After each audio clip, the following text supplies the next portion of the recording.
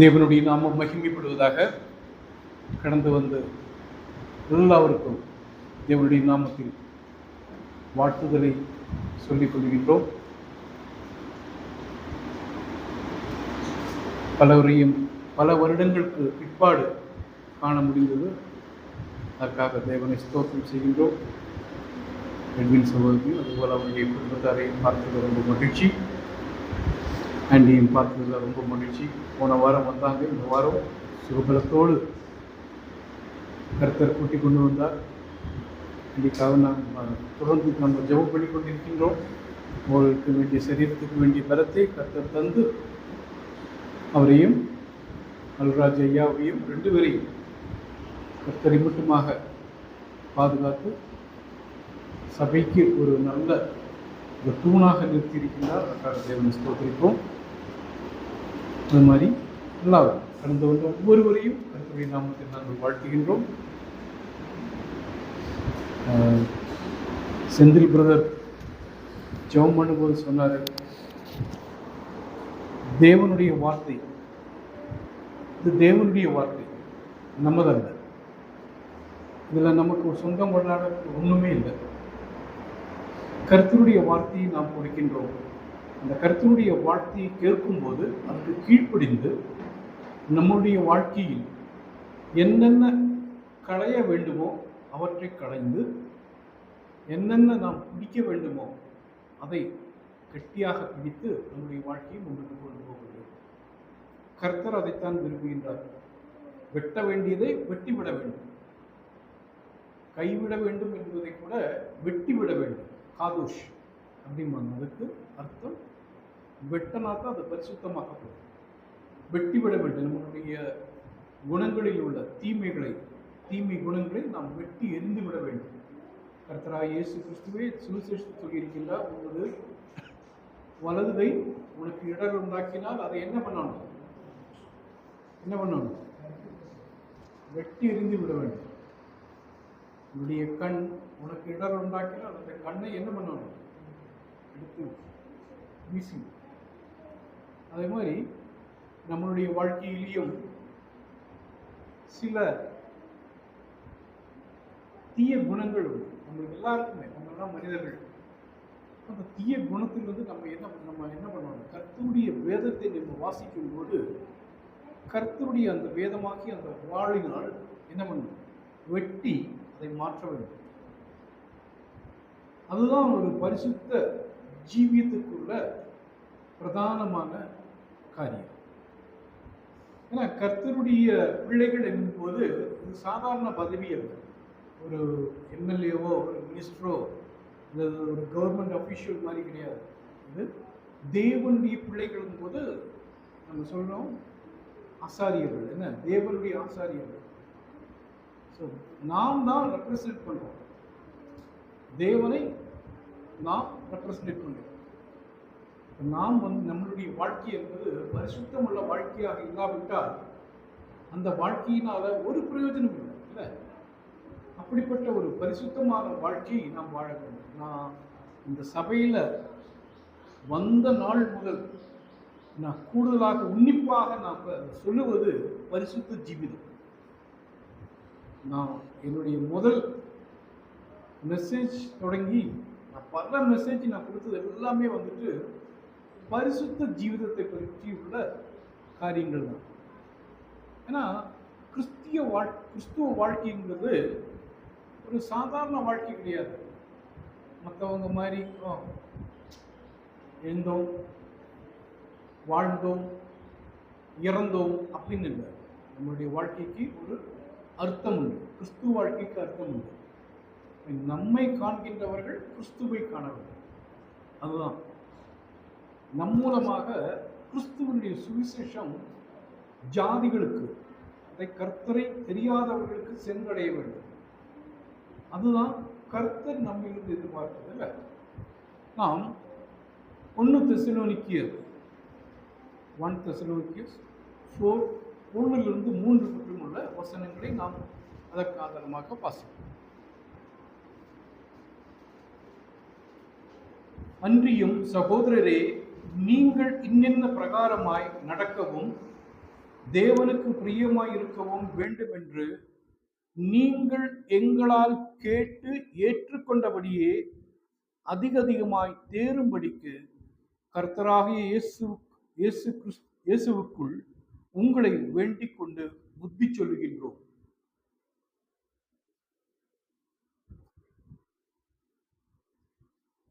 1 தெசலோனிக்கேயர் 4:1-3. 1 to 3.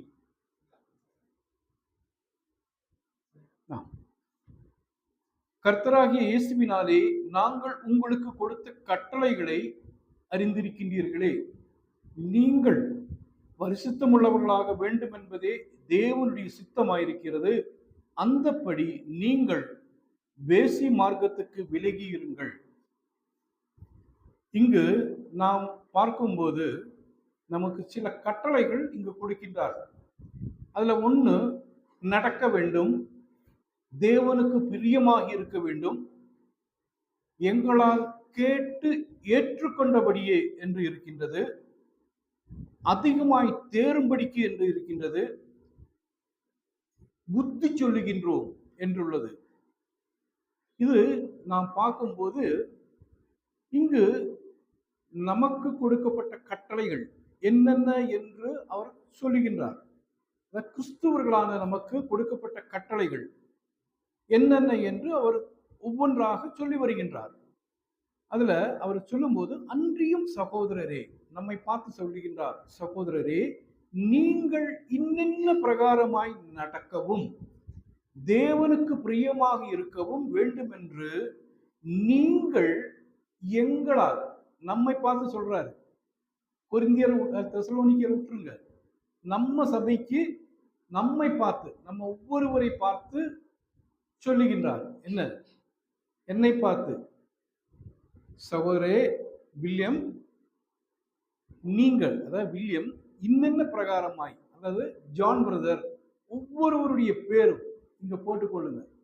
இங்க போட்டுட்டு நீங்க வாசிக்கும் போது உங்களுக்கு இந்த செய்தி கொடுக்கப்படும்படியான ஒரு இதுல நீங்க வாசித்தால் மட்டும்தான் உங்களால அது சரியா புரிந்து கொள்ள முடியும். அதெல்லாட்டி நம்ம என்ன பண்ணுவோம், தெசலோனிக்கேயருக்கு எழுதினது, நமக்கும் இதுக்கும் ஒரு சம்மதமும் இல்லை அப்படின்னு நினைச்சுக்குவோம். என்னுடைய பேர் போட்டு வாசிக்கும் போது இது, இந்த கட்டளை, இந்த அதிகாரம் எனக்காக எழுதப்பட்டது, சபைக்காக எழுதப்பட்டது என்று நாம் பூர்ணமாக நம்பி அதை வாசிக்கும் போது மட்டும்தான் அது பலன் தரும். இங்க வாசிக்கும் போது நம்ம இது பண்றோம், அதன் பிரகாரம் நாம் என்ன பண்ண வேணும், நடக்க வேண்டும். நம்மளுடைய கர்த்தராகிய இயேசு கிறிஸ்து மூலமாக அப்போஸ்தலர்களுக்கு கொடுத்து, அந்த அப்போஸ்தலர்களால் நமக்கு கொடுக்கப்பட்ட அந்த கட்டளைகளை ஏற்று நாம் நடக்க வேண்டும். அதன் பிரகாரமாக நாம் என்ன, தேவனுக்கு பிரியமான ஒரு வாழ்க்கை வாழ வேண்டும். அதை ஏற்றுக்கொண்டு, கர்த்தருடைய வசனத்தை, கட்டளைகளை ஏற்றுக்கொண்டபடியே நாம் நம்முடைய வாழ்நாள் முழுவதும் நாம் நடக்க வேண்டும். அதுல நாம் என்ன பண்ண முடியும், அதிகமாக நாம் தேர வேண்டும், அதிகமாக தேர வேண்டும். ஒரு எக்ஸாம் மட்டும் இல்லை, ஒரு டெஸ்ட் மட்டும் இல்லை, ஜஸ்ட் ஒரு மந்த்லி டெஸ்டா, ஒரு குவார்டர்லி டெஸ்ட் மட்டும் இல்லை, தினம் நடக்கக்கூடிய அந்த எக்ஸாமை தேர வேண்டும். ஏன்னா நாம் இந்த பூமியில் வாழும்போது பாவம் நம்மை சுற்றி இருக்கிறது. பாவம் நம்மை சுற்றி இருக்கும் போது நாம் இந்த உலகத்தில் வாழ்கின்றோம். இந்த உலகத்தில் நாம் வாழும்போது நம்ம ஸ்கூல் ஆனாலும், வீடானாலும், அல்லது ஆபீஸ் ஆனாலும், எங்க ஆனாலும் என்ன இருக்கு, பாவம் நிறைந்த இந்த உலகத்தில் வாழ்ந்து கொண்டிருக்கின்றோம். பாவம் நிறைந்த இந்த உலகத்தில் வாழ்ந்து கொண்டிருக்கும் போது நம்மை அப்படியே அந்த பாவம் என்ன பண்ணும், அப்படியே இழுத்துட்டு இருக்கு. எப்படி ஒரு மேக்னெட்டில ஒரு சின்ன ஒரு இரும்பு துண்டை நம்ம வச்சா எப்படி இருக்கும், அப்படி நம்மை இந்த பாவம் ஈர்த்து கொண்டே இருக்கும். ஆனா நாம் அதுல விழுந்துடக்கூடாது. விழாமல் நம்ம என்ன பண்ணணும், தேறிக்கொண்டே வருவோம். தேரும் போது நாம் என்ன பண்ணுவோம், கிறிஸ்துவனுடைய சுபாவத்தை நாம் நம்மில் தரித்துக் கொள்ளுவோம். கிறிஸ்துவனுடைய சுபாவத்தை நாம் தரித்துக் கொள்ளும் போது நாம் கிறிஸ்துவை நாம் வெளிப்படுத்துவோம். கிறிஸ்துவை நாம் வெளிப்படுத்தும் போது மட்டும்தான் அந்த சுவிசேஷம் மக்களுக்கு சென்றடையும். அல்லாவிட்டால் அந்த சுவிசேஷத்தால் அந்த மக்களுக்கு ஒரு பிரயோஜனம் இல்லை. அநேகர் அந்த வெளிச்சத்துக்கு வர வேண்டும், கிறிஸ்துவனுடைய வெளிச்சத்துக்குள்ளாக வர வேண்டும். பார்க்கும்போது 3 அதுல கர்த்தராக இயேசுவினாலே நாங்கள் உங்களுக்கு கொடுத்த கட்டளைகளை அறிந்திருக்கின்றீர்களே. நமக்கு கட்டளைகளை கொடுத்திருக்கின்றார். அந்த கட்டளைகளை நாம் அறிந்திருக்கின்றோம். அந்த கட்டளையின் பிரகாரமாகத்தான் நாம் ரட்சிக்கப்பட்டு ஞானம் எடுத்து நாம் சபையோடு சேர்ந்திருக்கின்றோம். 3 நாம் பார்க்கும்போது நீங்கள் பரிசுத்தமுள்ளா இருக்க வேண்டும் என்பதே தேவனுடைய சித்தமாயிருக்கிறது. தேவனுடைய சித்தம் என்பதே, தேவன் நம்மிலிருந்து விரும்புவதே நாம் பரிசுத்தமுள்ளவர்களாக இருக்க வேண்டும் என்பதுதான் தேவனுடைய சித்தம். அதற்காகத்தான் நம்மை பிரித்தெடுத்தார். இந்த உலகத்திலிருந்து, இந்த பாவ உலகத்திலிருந்து நம்மை பிரித்தெடுத்து தன்னுடைய பிள்ளைகளாக மாற்றினதே தன்னுடைய சித்தம் இந்த பூமியில் நிறைவேறத்தான். ஏன்னா நம்மளை பரிசுத்தமுள்ளாக ஜாதியாக நம்மை மாற்றினார். அப்ப நாம் என்ன பண்ண வேணும்? இந்த உலகத்தில் வாழும்போது வேசி மார்க்கத்திலிருந்து நாம் என்ன பண்ண வேணும்? விலகி நிற்க வேண்டும். ஏன்னா உலகத்துல அவ்வளவு தீமை, வேசி மார்க்கம் அவ்வளவாக எங்க எடுத்தாலும். ஒரு லேப்டாப் எடுத்து ஓபன் பண்ணா நம்ம தெரியாமலே என்ன அந்த எந்த ஒரு செய்தி எடுக்கிறோமோ அந்த செய்திக்கு கீழாகவே நம்மை அறியாமலேயே வருகிறது. ஒரு வாட்ஸ்அப் எடுத்தாலும், ஃபேஸ்புக் எடுத்தா, இன்ஸ்டாகிராம் எடுத்தா, எது எடுத்தாலும் நம்மை தெரியாமலே வேசி மார்க்கத்தினுடைய செய்திகள் அங்கு வருகிறது. நம்மளுடைய கண்களை அது என்ன பண்ணும்? அட்ராக்ட் பண்ணும். நம்மளுடைய கண்களை அது வசீகரித்து நம்மை வேசி மார்க்கத்துக்கு கொண்டு போய்விடும். அப்படிப்பட்ட உலகத்தில் நாம் வாழ்ந்து கொண்டிருக்கின்றோம். அதனால ஒரு பரிசுத்தவான்கள், நம்மளுடைய பரிசுத்தவான்கள், சபையில் உள்ள பரிசுத்தவான்கள் என்ன பண்ணணும்? முதலில் செய்ய வேண்டியது வேசி மார்க்கத்துக்கு விலகி இருக்க வேண்டும். இன்றைக்கு நம்ம நினைப்போம் நம்மளுடைய குழந்தைகள் படித்துக் கொண்டிருக்கின்றார்கள் என்று. அவங்க தனியா இருந்து படித்துக் கொண்டிருப்பார்கள். ஏன்னா இன்னைக்கு புக்கிலே கூட அதிகமா வர்றது வாட்ஸ்அப்ல தான். ஸ்கூல்ல இருந்து மெசேஜ் வருது. கேட்டா எங்களுடைய நோட்ஸ் எல்லாம் மொபைல்ல இருக்கு. எல்லாம் மொபைல்ல, நோட்ஸ் எல்லாம் மொபைல்ல. டீச்சர் எல்லாம், ஸ்டூடெண்ட்ஸ் எல்லாம் என்ன பண்றாங்க? வாட்ஸ்அப்ல சாட். அவங்க நோட்ஸ் விடுறாங்க. அப்புறம் கேட்டா இல்ல இம்பார்ட்டன்ட் கொஸ்டின்ஸ் எல்லாம் எங்க மொபைல்ல தான் இருக்கு. அப்ப நம்ம நினைப்போம் நம்மளுடைய குழந்தையோ பரவாயில்ல மொபைலை வச்சு படிச்சுட்டு இருக்கு. ஆனா அந்த மொபைலை வச்சு படிச்சுட்டு இருக்கும்போது அந்த குழந்தை என்ன பண்ணுதுங்கிறது நமக்கு தெரியாதுல்ல. இன்னைக்கு பெட்ரூம்லயும் லிவிங் ரூம்லயும் கூடி வேசி மார்க்கம் வந்தாச்சு. நம்ம வெளியில போய் ஒன்னும் தொழாவிட்டு இருக்க வேண்டாம். இன்னைக்கு உலகம் அப்படி போயிட்டு இருக்கு. துன்மார்க்கம் நம்மளுடைய கைகளிலேயே வந்தாச்சு. அந்த அளவுக்கு இன்றைக்கு உலகம் என்ன சீரழிந்து கெட்டு குட்டிச்சவராய் கொண்டிருக்கின்றது இந்த உலகம். அப்படி ஏற்பட்ட உலகத்தில் நாம் வாழும் பொழுது பரிசுத்தம் உள்ள வாழ்க்கை, வேசித்தனுக்கு விலகி நாம் ஒரு பரிசுத்தம் உள்ள வாழ்க்கை நாம் வாழ வேண்டும். 1 தெசலோனிக்கருடைய 4 அதனுடைய 4, 5 வாசிப்போம். 1 தெசலோனியர் 4 1 தெசலோனியர் 4 அதிகாரத்தினுடைய 4, 5.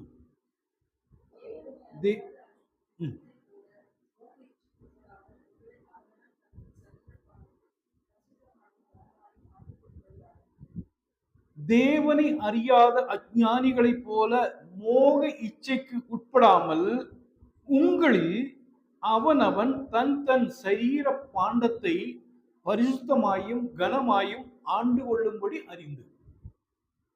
பாருங்க, தேவனை அறியாத அஞ்ஞானிகளைப் போல மோக இச்சைக்கு உட்படாமல்.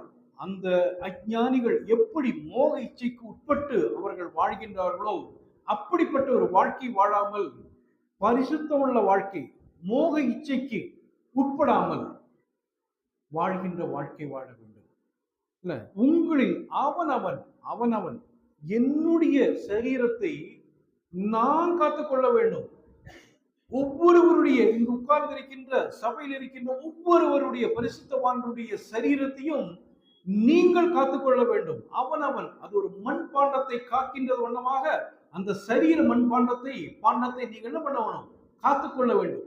இங்க இருக்க சகோதரிகளுக்கு தெரியும் அல்ல, ஒரு பாத்திரத்தை கழுவுவது என்றால் அவங்க எப்படி அந்த பாத்திரத்தை ரொம்ப இதா இருக்கிற அந்த பாண்டத்தை என்ன பண்ணுவாங்க, சோப்பு போட்டு, இல்லாட்டி முதல்ல காலங்கள்ல எல்லாம் புளி போட்டு அதை விளக்கி கழுவி சுத்தம் பண்ணி அதுல ஏதோ ஒரு சின்ன இது அழுக்கு இருந்தாலும் கூட என்ன பண்ணுவாங்க, அதை கழுவி சுத்தம் பண்ணி வைப்பாங்க. அப்படி பளபளன்னு இருக்கும் அந்த பாத்திரம். அது ஸ்டீல் பாத்திரமா இருந்தாலும், வெண்கல பாத்திரமாக இருந்தாலும், அலுமினிய பாத்திரமாக இருந்தாலும் எப்படி இருக்கும், அப்படியே பளபளன்னு இருக்கும். பவுலடிகளார் அதுக்கு சமமாக சொல்கின்றார் நம்முடைய சரீரத்தை, அது சரீர பாண்டத்தை எப்படி இருக்கணும், சுத்தமாக வைத்துக் கொள்ள வேண்டும். அந்த மோக இச்சைகளிலிருந்து விடுபட்டு கண்ணினாலும் காதினாலும் வாயினாலும் நம்மளுடைய இதயத்தில் இருந்து வருகின்ற அந்த மோக இச்சைகளிலிருந்து பூர்ணமாக விடுபட்டு நம்மளுடைய சரீர பாண்டத்தை கழுவி சுத்திகரித்து பரிசுத்தம் உள்ள ஒரு வாழ்க்கையை நாம் வாழ வேண்டும். அதுதான் ஒரு கிறிஸ்துவ வாழ்க்கை. அது நாம் அஞ்ஞானிகள் அல்ல, தேவன் தம்முடைய ஞானத்தை நம்மளுக்கு தந்திருக்கின்றார். நாம் ஞானிகள் அல்லாமல் இருந்தோம், நாம் பைத்தியக்காரர்களாக இருந்தோம். பைத்தியக்காரர்களாக இருந்த நம்மை தேவன் தெரிந்து கொண்டு இன்று ஞானம் உள்ளவர்களாக, தேவ வேதத்தை கொண்டவர்களாக நம்மை ஆக்கினார். இன்று பரிசுத்தவான்களின் கூட்டமாக நம்மை மாற்றியிருக்கின்றார். ஆனால் அந்த பரிசுத்தவான்களின் கூட்டத்தை பார்த்துதான் பவுலடிகள் இது சொல்கின்றார். ஜாதிகளை பார்த்தல்ல, தேவனை அறியாதவர்களை பார்த்தல்ல. பவுலடிகளார் இதை சொல்லுவது தேவனை அறிந்து தேவனுடைய சித்தத்தின்படி பரிசுத்தமாக்கப்பட்ட பிள்ளைகளை பார்த்துதான் அவர் சொல்கின்றார். நீங்கள் என்ன பண்ணணும், மோக இச்சைகளிலிருந்து விடுபடுங்கள், வேசி மார்க்கத்திலிருந்து விடுபடுங்கள் என்று. நம்மளுடைய வாழ்க்கை எப்படி இருக்கு, நம்மை நாமே பரிசோதிக்க வேண்டும். அதே மாதிரி 1 தெசலோனிக்கேயருடைய அதே இதனுடைய 4:7 வாசிப்போம். தேவன் நம்மை அசுத்தத்திற்கல்ல பரிசுத்தத்துக்கே அழைத்திருக்கின்றார். நம்மை தேவன் அழைத்தது, அவருடைய அழைப்பு என்பது நம்மை பார்த்து நம்மை அழைத்தது, தன்னுடைய கிருபையால் நம்மை அழைத்தது பரிசுத்தத்துக்காக, அசுத்தத்திற்காக அல்ல. தேவன் நம்மை அழைத்தது பரிசுத்தத்திற்கே. அதை நாம் உணர்ந்து கொள்ள வேண்டும். நம்முடைய தேவன் பரிசுத்தி உள்ளவர், நம்முடைய தேவன் பரிசுத்தி உள்ள தேவன். அந்த தேவனை தரிசிப்பது என்றால் நமக்குள்ள பரிசுத்தி இல்லைன்னா நம்ம தேவனை தரிசிக்கவே முடியாது. ஒரு காலம் நம்ம தேவனை தரிசிக்க முடியாது. யோசேப்பினுடைய வாழ்க்கையை குறித்து நாம் ஒரு முன் உதாரணமாக நம்ம பார்ப்போம். ஆதியாகமம், அதாவது உற்பத்தி, ஜெனசிஸ், மலையாளத்தில் உற்பத்தி, ஜெனசிஸ் 39:7-9. ஆதியாகமம் 39:7 முறை மட்டும் உள்ள வசனங்கள்.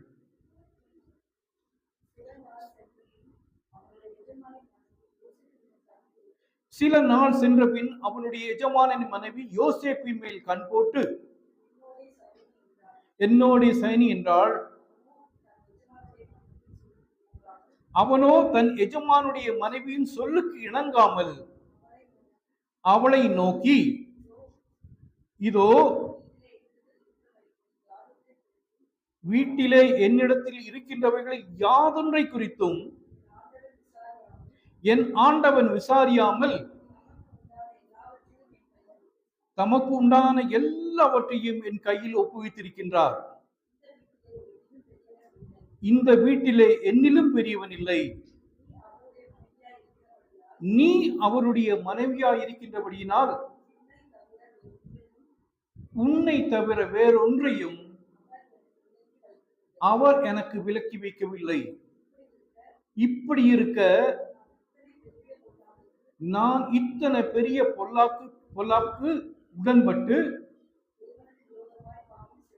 தேவனுக்கு விரோதமாய் பாவம் செய்வது எப்படி என்றான். பாருங்க, யோசேப்பினுடைய வாழ்க்கையில தான் வேலை செய்கின்ற அந்த வீட்டினுடைய எஜமானத்தி அவன் மேல் கண் போட்டு வேண்டாத காரியங்களை செய்யும் போது, சொல்லும் போது அவன் என்ன பண்ணுகின்றான், யோசேப் அதிலிருந்து விலக்கி தன்னைத்தான் காத்துக் கொள்கின்றான். தன்னைத்தான் அந்த சந்தர்ப்பம் சூழ்நிலை அவனுக்கு வாய்த்திருந்தும், அங்கு யாரும் இல்லாத சமயங்களில் அவனுக்கு வாய்த்திருந்தும் அவன் என்ன பண்ணுகின்றான், தன்னைத்தான் அதிலிருந்து விலக்கி அந்த அசுதிக்கு அந்த பொல்லாப்புக்கு அசுத்தத்துக்கு விலக்கி தன்னைத்தான் காத்துக் கொள்கின்றான். தன்னைத்தான் விலக்கி காத்துக்கொண்டு அவன் என்ன சொல்கின்றான்? நான் இந்த பெரிய பொல்லாப்புக்கு உடன்பட்டு தேவனுக்கு விரோதமாய் பாவம் செய்வது எப்படி என்றான். பாருங்க, நான் எப்படி, அவன் நினைக்கல என்னுடைய எஜமானனுக்கு எதிராக பாவம் செய்கின்றேன் என்று, அல்லது அவன் நினைக்கல அந்த சுகத்துக்கு அவன் தன்னைத்தான் விட்டுவிடவில்லை. அவன் என்ன பண்றான்? நான் இது செய்தால், இந்த பொல்லாப்பு நான் செய்தால் நான் தேவனுக்கு விரோதமாக பாவம் செய்கின்றேன். அதனால்தான் யோசேப்பை நாம் படிக்கும், யோசேப்பின் வரலாறை நாம் படிக்கும் போது இயேசு கிறிஸ்துவின் முன் ஒரு நிழலாக நாம் காண்கின்றோம். யோசேப்பை இல்ல, அவர் ஒரு நிழலாக, இயேசு கிறிஸ்துவின் நிழலாக நாம் பார்க்கின்றோம். அவ்வளவு பரிசுத்தமான ஒரு வாழ்க்கை வாழ்கின்றார். தன்னுடைய சரீரத்தை விட்டுக் கொடுக்காமல், தன்னுடைய ஆத்மாவை இழக்காமல் தேவனோடு ஒப்புரவான ஒரு வாழ்க்கை, தேவனோடு சேர்ந்துள்ள ஒரு வாழ்க்கை, தேவனுக்கு எதிராக பாவம் செய்யாமல் ஒரு வாழ்க்கை. பிரியமானவர்களே, எனக்கு பிரியமானவர்களே, நம்முடைய வாழ்க்கையிலேயும் இதே போல சந்தர்ப்பங்கள் வரலாம். வரக்கூடாதுன்னு இல்லை, வரலாம். நம்ம எல்லாரும் ஜடம், சாதாரண மனிதர்கள், மண்ணினால் உண்டாக்கப்பட்டவர்கள். ஜடத்தினுடைய இச்சைகள் நம்மளுடைய சரீரத்தில் இருக்கு. பாவ சரீரம். இந்த பாவ சரீரத்தில் வாழும்போது நம்முடைய ஜடத்திலும் நம்முடைய சரீரத்திலும் இந்த மாதிரி இச்சைகள், துரு இச்சைகள் நமக்கு வரலாம், சந்தர்ப்பங்கள் வரலாம். ஆனால் யோசேப்பை மாறி அதை விட்டு விலகி தேவனோடு சேர்ந்து அந்த பாவத்துக்கு, நான் தேவனுக்கு விரோதமாக நான் பாவம் செய்ய மாட்டேன். இனி என்ன பெரிய இருந்தாலும் சரி, உலக பிரகாரமான ஆசீர்வாதமாக இருந்தாலும், உலக பிரகாரமான இன்பமாக இருந்தாலும், அந்த சிற்றின்பத்திற்கு நான் என்னுடைய சரீரத்தை, என்னுடைய ஆத்மாவை நான் கொடுக்க மாட்டேன். தேவனுக்கு எதிராக நான் பாவம் செய்ய மாட்டேன் என்று நம்மை நாமே என்ன பண்ணணும்? காத்துக்கொள்ள வேண்டும். நம்முடைய சரீரத்தை நாம் காத்துக்கொள்ள வேண்டும். நான் முன் சொன்ன விண்ணமாக எப்படி ஒரு பாத்திரத்தை நாம் கழுவி அவ்வளவு சுத்தமாக வைத்து நம்முடைய சமையல் அறைகளில் நாம் வைக்கின்றோமோ, வீடுகளில் வைக்கின்றோமோ, அதை விட மேலாக நம்முடைய சரீரத்தை நாம் என்ன பண்ணணும்? அனுதினம் நம்ம சுத்திகரிக்க வேண்டும். அந்த சுத்திகரிக்க வேண்டும் என்றால் என்ன பண்ணணும்? முதல்ல என்ன பண்ணணும்? வசனத்தை வாசிக்க வேண்டும். அதுதான் நம்மளுடைய விளக்கு, அதுதான் நம்மளுடைய தீபம். வேதம் தான் நம்மளுடைய தீபம். நாம் தேவனோடு சேராமல், தேவனுடைய வசனத்தை வாசிக்காமல், தேவனுடைய வசனங்களை, தேவனுடைய அந்த பிரமாணங்களை, கட்டளைகளை நாம் வாசிக்காமல் நாம் எப்படி தேவனோடு ஒப்புரவாக முடியும்? எப்படி நம்மளோடு தேவனோடு அந்த ஃபெலோஷிப் வைக்க முடியும்? அங்கதான் பழைய மனிதனுக்கும் புதிய மனிதனுக்கும் உள்ள அந்த உணவு நாம் கொடுக்கின்றோம். பழைய மனிதனுக்கான அந்த பழைய உணவை நாம் கொடுத்து கொண்டே இருந்தால், உலக பிரகாரம் கொடுத்து கொண்டே இருந்தால், அந்த வெளியில் உள்ள மனிதன் என்ன பண்ணுவோம்? பலம் பெறும். ஆனா உள்ளான மனிதன் என்ன? அதுக்கு வேண்டிய உணவை பைபிளுக்கு நம்ம கொடுக்கும் போது என்ன பண்ணுவோம்? புது மனிதன் பலம் பெறுவான். தேவ வசனத்தை நாம் வாசிக்க வேண்டும். இரவும் பகலும். 1வது சங்கீர்த்தனம்தான். இரவும் பகலும் நம்ம என்ன பண்ணணும்? தியானிக்க வேண்டும். வசனத்தை வாசித்து தியானிக்க வேண்டும். இல்ல, அதுதான் நம்மளுடைய கிறிஸ்துவ வாழ்க்கையினுடைய பெரும் இது. நம்மளுடைய விசுவாச வாழ்க்கை எப்படி இருக்க வேண்டும் என்று நாம் காண்போம். அடுத்ததாக 1 தெசலோனிக்கேயர் 5:14. 1 தெசலோனிக்கேயர் 5:14.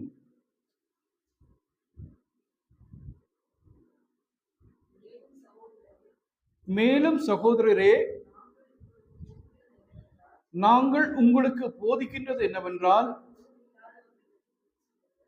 ஒழுங்கில்லாதவர்களுக்கு புத்தி சொல்லுங்கள், திடனற்றவர்களை தேற்றுங்கள், பலவீனரை தாங்குங்கள், எல்லாவரிடத்திலும் நீடிய சாந்தமாயிருங்கள். பாருங்க, பவுலடிகளார் நமக்கு சொல்லிக் கொடுக்கின்றது என்ன? மேலும் சகோதரரே, நாங்கள் உங்களுக்கு போதிக்கின்றது என்னவென்று, என்ன போதிக்கின்றது என்னவென், ஒழுக்கம் இல்லாதவர்களுக்கு புத்தி சொல்லுங்கள். நம்ம என்ன பண்ணணும்? ஒழுக்கம் இல்லாதவர்களை பார்த்து நம் விலகி போகக்கூடாது. அதெல்லாம் பழைய ஏற்பாடு. பழைய ஏற்பாடுல என்ன ஒழுக்கம் இல்லைன்னா நம்ம அங்க போக வேண்டிய எதுக்கு தேவை? அவனே ஒழுக்கம் கெட்டவன். என்ன என்ன சொல்லுது? ஒழுக்கம் இல்லாதவர்களுக்கு புத்தி சொல்லுங்கள். ஒரு கிறிஸ்துவ வாழ்க்கையில அதுதான். புத்தி இல்லாதவர்களுக்கு புத்தி சொல்லுங்கள்.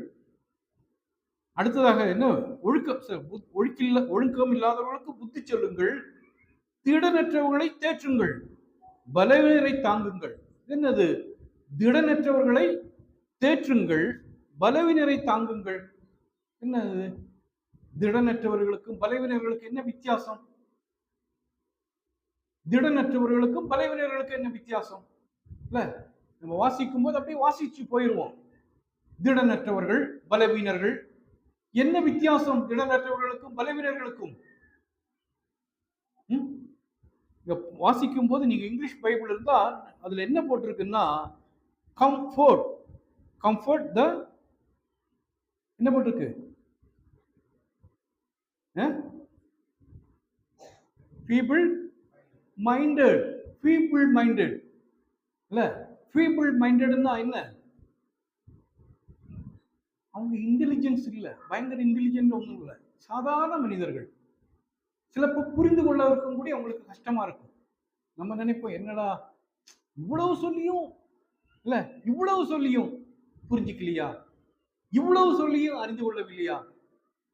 they are less in intelligence. அதுதான் இங்க கொடுத்திருக்கப்பட்டிருக்கிறது, less in intelligence, feeble minded. அதே இதுல நம்ம பார்க்கும்போது பலவீனரை தாங்குங்கள், support the weak.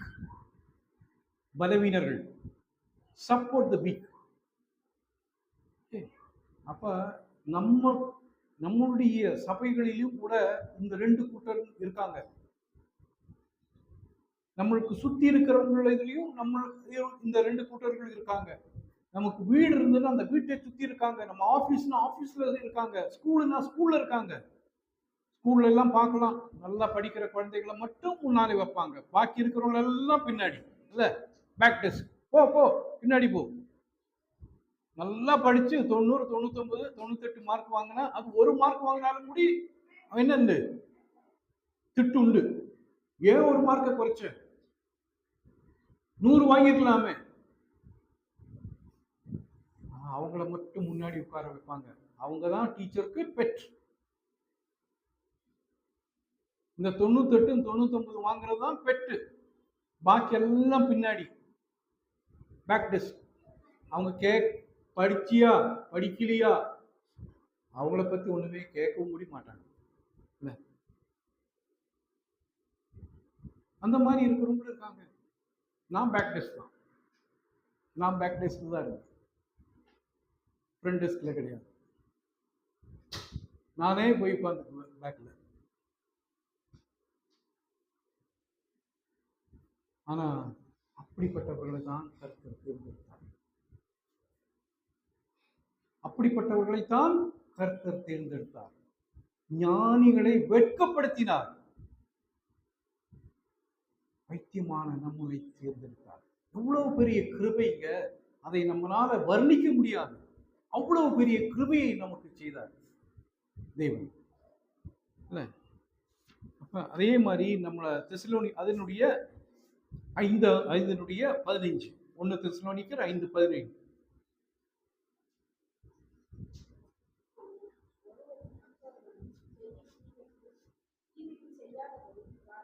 ஒருவனும் மற்றொருவன் செய்யும் தீமைக்கு தீமை செய்யாதபடி பாருங்கள், உங்களுக்குள்ளும் மற்ற யாவருக்குள்ளும் எப்பொழுதும் நன்மை செய்ய நாடுங்கள். நம்ம எல்லாருமே சாதாரணமா நம்ம என்ன சொல்லுவோம், ஒரு பழமொழி சொல்லுவோம் இல்ல, சாதாரணமா எல்லாருமே என்ன சொல்லுவோம், அவன் நன்மை செய்யாட்டியும் பரவாயில்ல பிரதர், தின்மை செய்யக்கூடாது இல்ல, அவ்வளவுதான். நன்மை செய்யாட்டியும் பரவாயில்ல, அவனுக்கு யாருக்கும் நீ தின்மை செய்யாம இருந்தா போதும், என்ன வாழ்க்கையில் அவ்வளவு. நான் மற்றவனுக்கு திண்மை செய்ய மாட்ட, நன்மையும் செய்ய மாட்ட, நன்மையும் செய்ய மாட்ட, திண்மையும் செய்ய மாட்ட. ஆனா இங்க வேதம் என்ன சொல்கிறது? ஒருவனும் மற்றொருவன் செய்யும் தீமைக்கு தீமை செய்யாதபடி பாருங்கள், உங்களுக்குள்ளும் மற்ற யாவருக்குள்ளும் எப்பொழுதும் என்ன செய்யணும்? தீமை செய்யணும்னா நன்மை செய்ய வேண்டும். நாம் நன்மை செய்ய வேண்டும். நன்மை செய்யாமல் நம்மளுடைய இதயத்தில் என்ன திண்மை இருந்ததுன்னா நாம் கிறிஸ்துவர்கள் என்று பேர் சொல்லி ஒரு பிரயோஜனம் இல்லை. ஒரு பிரயோஜனம் இல்லை. வேணா பேரு வேணா வச்சுக்கலாம், வில்லியம், ஜோசப், ஜேம்ஸ், வேற ஏதெல்லாம் பேரு வேணா வச்சுக்கலாம். அந்த பேர்ல ஒரு பிரயோஜனம் இல்லை. பேரு உங்களை ரட்சிக்காது. பேர் உங்களை ரட்சிக்காது. நீங்கள் செய்கின்ற கிரியைகள். விசுவாசம் இலவசம், கிருபையால் கிடைத்தது. அந்த விசுவாசத்தினால் நீங்கள் என்ன பண்ணணும்? கிரியை செய்ய வேண்டும். அந்த கிரியை இல்லாதது விசுவாசம் என்ன? செத்த விசுவாசம். கிரியை இல்லாத விசுவாசம் செத்த விசுவாசம். அப்ப நம்மளுடைய வாழ்க்கை எப்படி இருக்கணும்? கிரியை உள்ள வாழ்க்கையாக இருக்க வேண்டும். கிறிஸ்து வாழ்க்கை கிரியை உள்ள வாழ்க்கையாக இருக்க வேண்டும். பலன் தரக்கூடிய வாழ்க்கையாக இருக்க வேண்டும்.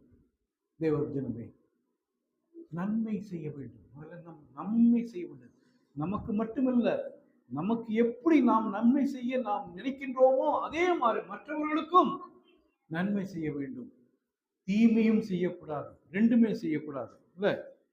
அது மத்தேயுனுடைய சுவிசேஷம் 6:14 வாசிப்போம். மத்தேயு 6:14. மனுஷருடைய தப்பிதங்களை நீங்கள் அவர்களுக்கு மன்னித்தால் உங்கள் பரமபிதா உங்களுக்கு மன்னிப்பார். 15 கூடி வாசிப்போம். மனுஷருடைய தப்பிதங்களை நீங்கள் அவர்களுக்கு மன்னியாதிருந்தால் உங்கள் பிதா உங்கள் பாவங்களையும் மன்னியாதிருப்பார். முதல்ல நாம் என்ன பண்ணணும்? நமக்கு ஏதாவது நம்மளுடைய வாழ்க்கையில் நம்மளுடைய இதுல யாராவது நமக்கு தப்பிதம் பண்ணினா அவங்களுடைய பாவங்களை நாம் மன்னிக்க வேண்டும். முதல்ல நாம் மன்னிக்கும் போது நம்முடைய பரமபிதா நம்மளுடைய பாவங்களை நமக்கு மன்னிப்பார். நம்ம நினைச்சிட்டு இருக்கோம், ரட்சிக்கப்பட்டாச்சு, முடிஞ்சது, என்னுடைய பாவம் எல்லாம் அப்படியே என்ன பண்ணிட்டாரு? முதுகு புறம்பாக தள்ளிவிட்டார். நீ அதை நினைப்பதில்லை. இல்ல இல்ல இல்ல இல்ல, அப்படி இருந்தா இது தேவையே இல்லை. இது தேவையே இல்லை. நாம் அப்படிதான் நினைச்சிட்டு இருக்கோம். ரட்சிக்கப்பட்டாச்சு, முடிஞ்சது, இனி direct ticket to heaven. We don't need to do anything. நம்ம ஒண்ணுமே பண்ண வேண்டாம், அப்படியே போயிருவோம். உங்களுடைய பாவங்கள் மன்னிக்கப்பட்டது. அப்புறம் என்ன சொல்றாரு கர்த்தர்? என்ன சொல்றாரு? அந்த பாவியான ஸ்திரீயை பார்த்து உங்களுடைய பாவங்கள் மன்னிக்கப்பட்டது. அப்புறம் என்ன சொல்றாரு? அடுத்தது என்ன சொல்றாரு? இனி பாவம் செய்யாத இருப்பாயா? இனி நீ பாவம் செய்யாதிருப்பாயாக. பாவம் மன்னிக்கப்பட்டது. அதுவரை அவள் செய்த பாவங்கள் சகலதும் மன்னிக்கப்பட்டது. நான் செய்த சகல பாவங்களும் நான் ரட்சிக்கப்பட்ட போது மன்னிக்கப்பட்டது. இனி நான் எப்படி இருக்கணும்? பாவமற்ற வாழ்க்கை. அதுதான் 1 யோவான்ல சொல்றார், எனக்குள் பாவம் இல்லை என்று நான் சொன்னார். என்ன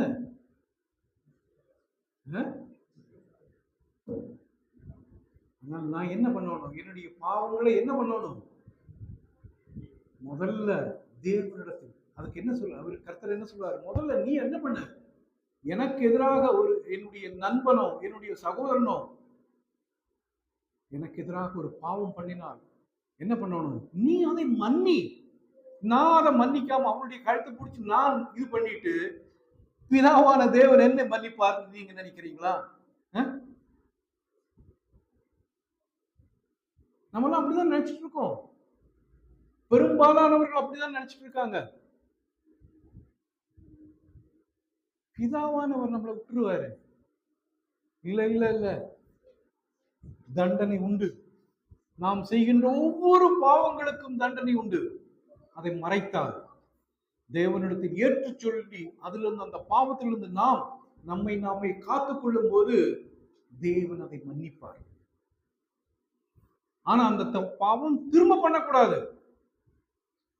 அப்படி செய்தால் வேதத்தில் என்ன சொல்கிறது? ஆவியானவரை நீங்கள் துக்கப்படுத்தக்கூடாது. ஆவியானவரை நீங்கள் துக்கப்படுத்தக்கூடாது.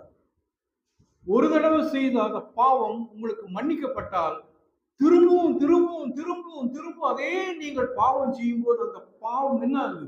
நம்மளுக்குள்ள பலனற்று போகும். நம்மளுக்குள்ள ஒண்ணும் இருக்காது. அந்த கான்சியஸ் அப்படியே மறைத்து போகும். பரிசுத்த ஆவியானவர் நம்மளோடு பேச மாட்டார். அப்ப என்ன நடக்கும்? பழைய ஏற்பாடு நம்ம வாசித்திருக்கோம் இல்ல? யாரை குறித்து? பயங்கரமான சக்திமானாக இருந்தார். அவர் நினைச்சிட்டு இருந்தார் தேவன் என்போட இருக்கார். யார் அது? சாம்சன் இல்ல? இன்னைக்கு அவர் வராதனால அவருடைய பேரை சொல்லிடலாம், பிரச்சனை இல்லை. சாம்சன் இல்ல? அவர் நினைச்சிட்டு இருந்தாரு கூட இப்பவும் ஆவியானவர் இருக்கார். அவர் செய்த தப்பிதங்கள் அநேகம் அநேகம். நீங்க போய் வீட்டுல போய் வாசித்து பாருங்க. அதெல்லாம் அவ்வளவு பெரிய பாவம் செய்கிறார். ஆனா தேவன் அவரை தெரிந்தெடுத்தார். தெரிந்தெடுத்த அந்த மகன் பாவம் செய்தார். தேவனுடைய பலம் அவனிலிருந்து மாறி போய்விட்டது. அது மாதிரிதான் ஒரு விசுவாசனுடைய வாழ்க்கை. நம்ம நினைச்சிட்டு இருப்போம், ஓ தேவன் என்னோடு இருக்கிறார்.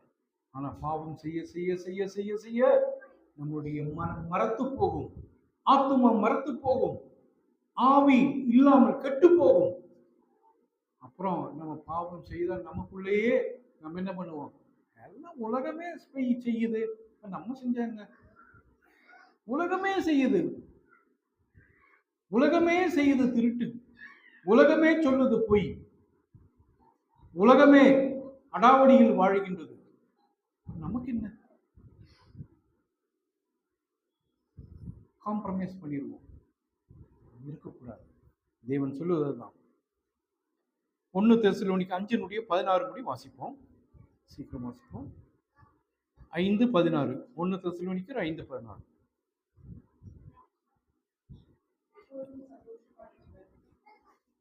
எப்பொழுதும் சந்தோஷமாயிருங்கள், இடைவிடாமல் ஜெபம் பண்ணுங்கள். இங்க நம்ம பார்க்கும்போது தேவனோடு, அதாவது பாவ மன்னிப்பை கிடைத்து தேவனோடு சமாதானம் பெற்றவர்கள், தேவனோடு சமாதானம் பெற்றிருக்க வேண்டும்.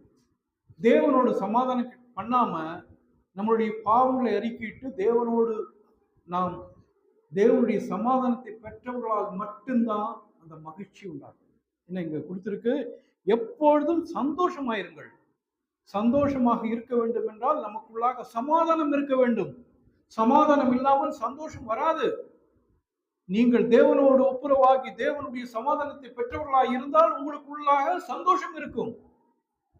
இல்லாட்டி அந்த சந்தோஷம் இருக்காது. எப்பவுமே ஏதோ ஒன்று சொல்லிட்டே இருப்போம். ஏதோ ஒரு குறைகள், ஏதோ ஒரு பிரச்சனைகள்.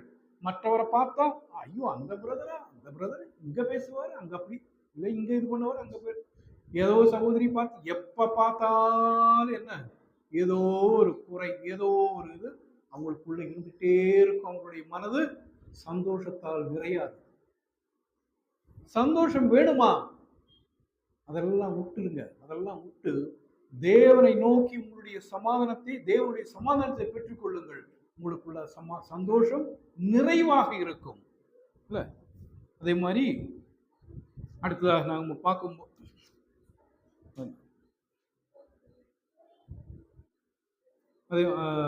1 தெசலோனிக்கர் 17 வாசிப்போம். அந்த சகோதரி வாசித்தார்கள்.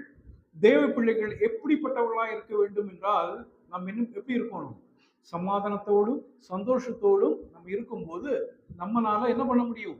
ஜெபம் பண்ண முடியும். அல்லாட்டி நம்மளால ஜெபம் பண்ண முடியாது. தேவனை நோக்கி நம்ம ஜெபம் பண்ண முடியாது. அவரை நோக்கி நம்ம கேட்க முடியாது. We cannot have a fellowship with God unless you have peace and joy.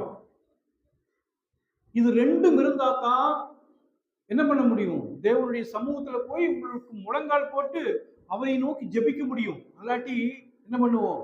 சாத்தான் நம்மளை வஞ்சிக்கும். இப்ப வேண்டாம், ஏதாவது இந்த சீரியல் வருது, இந்த சீரியல் முடிஞ்சு நம்ம பார்த்துக்குவோம். இந்த சீரியல் நம்ம விடக்கூடாது. ஏன்னா அவ பிரசவத்துக்காக போறான், அதை நம்ம விடக்கூடாது. அதை பார்த்துட்டு என்ன ஆகுதுன்னு பார்த்துட்டு நம்ம ஜெபம் பண்ணிக்கலாம். அப்ப பார்த்தா 10 மணி ஆயிரும். நீ ஏதாவது 10 மணி ஆச்சு, நீ ஏதாவது சாப்பிட்டுட்டு படுத்துவோம் இல்லை, அவ்வளவுதான். இதுதான் வாழ்க்கை. இங்க கர்த்தருடைய சமாதானத்தையும் சந்தோஷத்தை பெற்றவர்கள் என்ன பண்ணுவாங்க? ஜெபம் பண்ணுவார்கள். அதான் 17 சொல்லுது, இடைவிடாமல் ஜெபம் பண்ணுங்கள். இடைவிடாமல். இடைவிடாமல் என்னங்க? இடைவிடாமல் என்னது? இடைவிடாமல் என்னது? இடைவிடாமல் அர்த்தம் என்ன?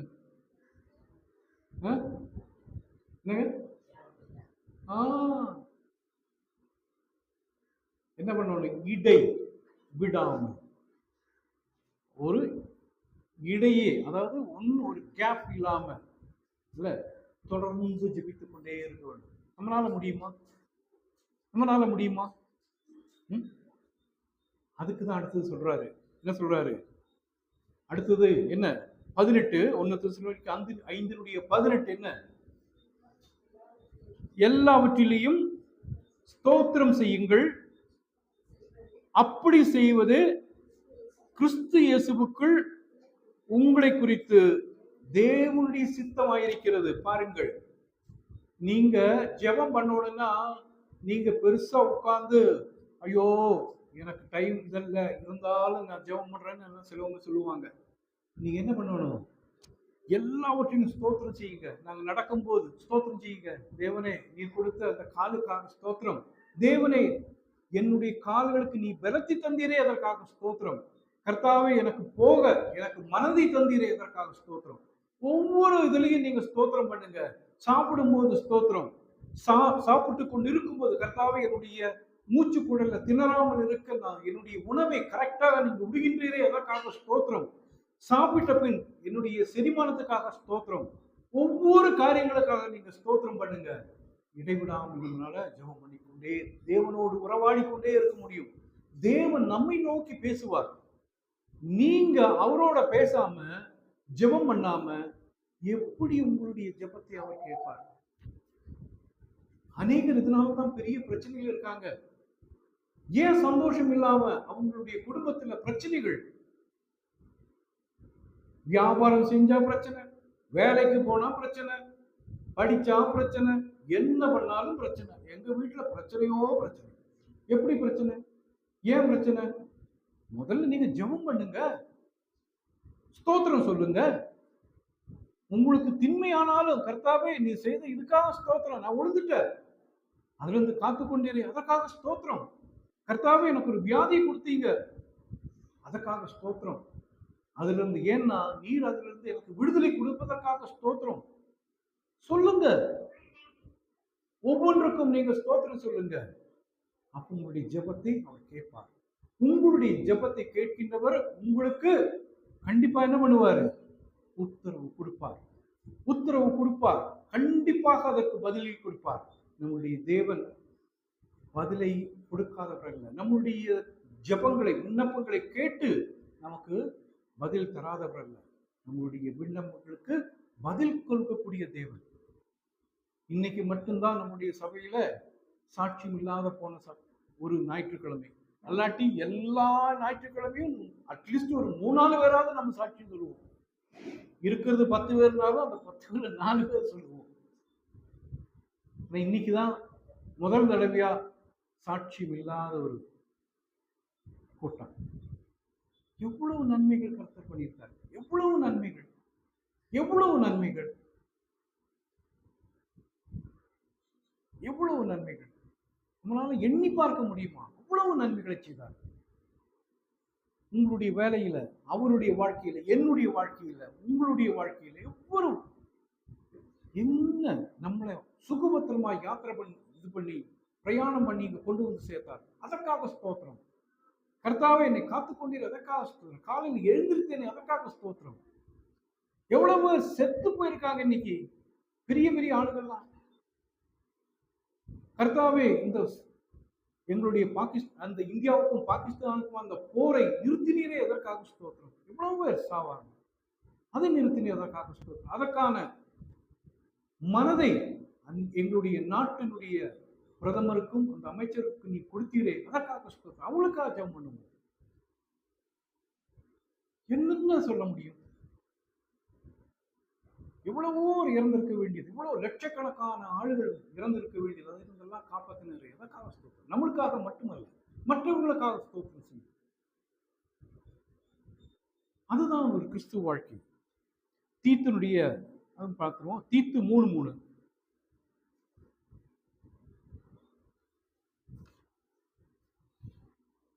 நமது முன்னிலைமை, இதை நம்ம வாசிக்கும் போது தீத்துனுடைய 3:3 வாசிக்கும் போது நம்முடைய முன்னிலைமையை இங்கு சொல்லுகின்றார். நாம் எப்படி இருந்தோம் என்று. ஏனெனில் முற்காலத்திலே நாமும் புத்தியினரும் கீழ்ப்படியாதவர்களும் வழி தப்பி நடக்கின்றவர்களும் பலவித இச்சைகளுக்கும் இன்பைகளுக்கும் அடிமைப்பட்டவர்களும் துர்குணத்தோடும் பொறாமையோடும் ஜீவனம் பண்ணுகின்றவர்களும் பகைக்கப்படத்தக்கவர்களும் ஒருவரை ஒருவர் பகைக்கின்றவர்களுமாய் இருந்தோம். பாருங்க நம்மளுடைய முற்காலம்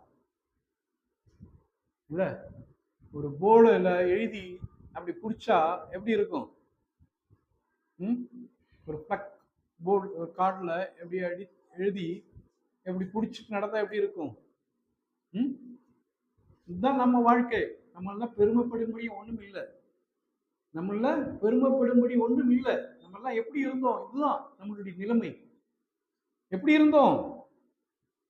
புத்தியினரும், அதான் முதல் சொன்னேன், கீழ்ப்படியாதவர்கள், வழி தப்பி நடந்தவர்கள், பலவித இச்சைகளுக்கு இன்பங்களுக்கும் அடிமைப்பட்டவர்கள், அடிமைகளாக இருந்தோம். பலவித இச்சைகளுக்கு நம்ம எல்லாம் சொல்லிக்கலாம், பிரதர் நான் என்னுடைய வாழ்க்கையை எடுத்து பார்க்கும்போது என்னுடைய மனைவிக்கு, என்னுடைய அப்பனுக்கும், அவனுடைய அம்மாவுக்கும், என்னுடைய சகோதரருக்கும் தெரியாது எவ்வளவோ பாவங்கள் நான் செய்திருக்கின்றேன். ஒவ்வொருவரும் எவ்வளவு பாவங்கள் நாம் செய்திருக்கின்றோம். அதான் இது. அடிமைப்பட்டவர்களாக இருந்தோம். துர்குணத்தோடும் பொறாமையோடும் ஜீவனம் பண்ணுகின்றவர்களும் பகைக்கப்பட்டவர்களும் ஒருவரை ஒருவர், எப்படி இந்த சகோதரனை பார்த்தா எனக்கு பிடிக்காது, இந்த சகோதரியை பார்த்தா பிடிக்காது, அப்படி நம்ம பகைக்கிறவர்களாக, ஒருவரை ஒருவர் பகைக்கின்றவர்களாக இருந்தோம் இல்ல. அப்படிப்பட்ட ஒரு வாழ்க்கை முடிச்சிருக்கலாம். 3:5 வாசித்து முடித்தோம். தீத்து 3:5. நாம் செய்த நீதியின் கிரைகளின் நிமித்தம் அவர் நம்மை ரட்சியாமல் தமது இரக்கத்தின்படியே மறு ஜென்ம முழுக்கினாலும் பரிசுத்த ஆவியினுடைய புதிதாக்குவினாலும் நம்மை ரட்சித்தார். நம்மளுடைய நீதியோ நம்முடைய நன்மையோ ஒண்ணும் இல்லை. நமக்கு இருந்த மெரிட் ஒண்ணும் இல்லை. நமக்கு மெரிட்னு சொல்றதுக்கு ஒண்ணும் இல்லை. நமக்கு இருக்கிறதெல்லாம் அதுதான். ஆனா அவருடைய கிருபையினால் நாம் என்ன பண்ணோம்? ரட்சிக்கப்பட்டோம். அவருடைய இரக்கத்தினால் நாம் ரட்சிக்கப்பட்டோம். அதனாலதான் இன்னைக்கு தேவ மக்கள் என்ற பதவியோடு நமக்கு கடந்து வந்து இந்த பந்தியில், கர்த்தர் நாளில் இந்த பந்தியில் நாம் கலந்து கொள்கின்றோம். எப்பேற்பட்ட பாக்கியம் செய்தவர்கள்! நினைத்து பாருங்கள், உங்களை நீங்களே நினைத்து பாருங்கள்.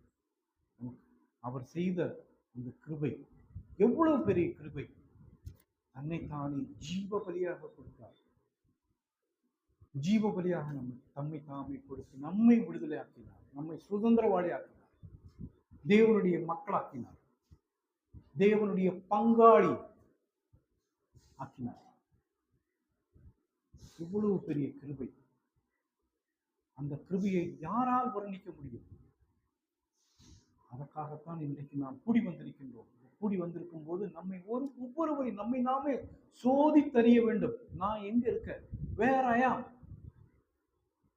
நான் முதல் சொன்ன மாதிரி வெட்ட வேண்டியதை வெட்டி மாற்றி சேர்க்க வேண்டியதை சேர்த்து ஒரு பலன் தரக்கூடிய கிறிஸ்துவ வாழ்க்கை நாம் வாழ்வோம். தேவனுடைய நாமம் மட்டும் மகிமைப்படுவதாக. ஆமென்.